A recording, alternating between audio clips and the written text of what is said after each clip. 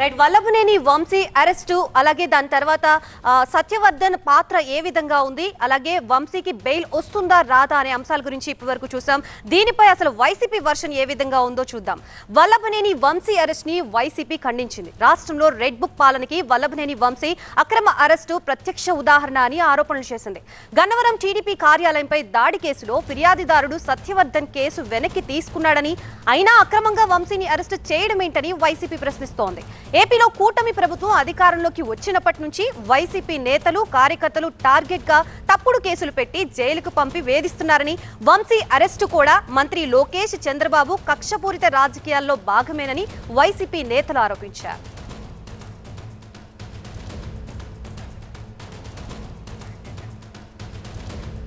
ప్రస్తుత అంశానికి సంబంధించి మనకి పూర్తి అప్డేట్స్ ఇవ్వడానికి మా ప్రతినిధి నాగరాజు సిద్ధంగా ఉన్నారు. నాగరాజు, చెప్పండి, ఇప్పుడు వంశీ అరెస్టుకు సంబంధించి వైసీపీ వర్షన్ ఏ విధంగా ఉంది, అసలు వాళ్ళు ఏమంటున్నారు?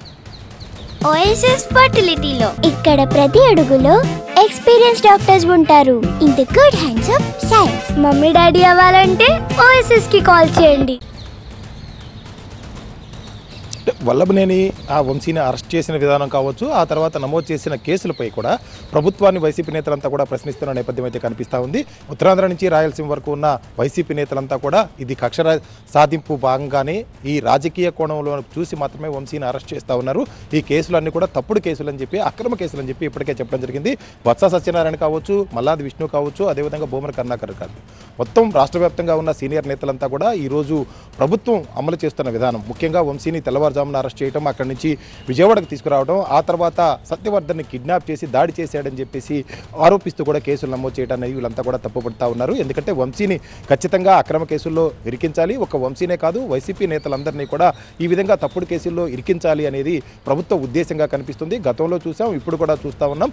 ఇవన్నీ కూడా తప్పుడు కేసులు, ఎటువంటి సాక్ష్యాధారాలు లేకుండా కూడా కేసులు నమోదు చేసి వైసీపీ నేతలందరినీ కూడా ఇబ్బంది పెడుతున్నారంటారు. భూమన కరుణాకర్ రెడ్డి అయితే మరొక విధంగా కూడా కార్యకర్తలు ఎవరూ కూడా ఆగ్రహావేశాలకు లోను కావద్దు, ప్రభుత్వం ఉద్దేశపూర్వకంగా చేస్తుంది, రాజకీయ కక్ష సాధింపులో భాగంగా తప్పుడు కేసులు పెడుతున్నారు కాబట్టి కార్యకర్తలంతా సమన్వయం పాటించాలని కూడా పిలుపునివ్వడం జరిగింది. మరొక వైపు కొద్దిసేపటి క్రితం వైసీపీ నేతలంతా కూడా వల్లభనేని వంశీ మీద నమోదు చేసిన కేసుల విషయంలో కావచ్చు, ఆయన అరెస్ట్ చేసిన విధానం మీద కూడా కావచ్చు, డీజీపీని కలిసి డీజీపీకి కూడా ఫిర్యాదు చేయబోతా ఉన్నారు. ఇవన్నీ కూడా అక్రమ కేసులు అనేది వైసీపీ వాదనగా వినిపిస్తూ ఉంది కాబట్టి వైసీపీ నేతలంతా డీజీపీని కలిసి కూడా మరొకసారి ఇదే విషయాన్ని డీజీపీ దృష్టికి తీసుకువెళ్తున్నారు.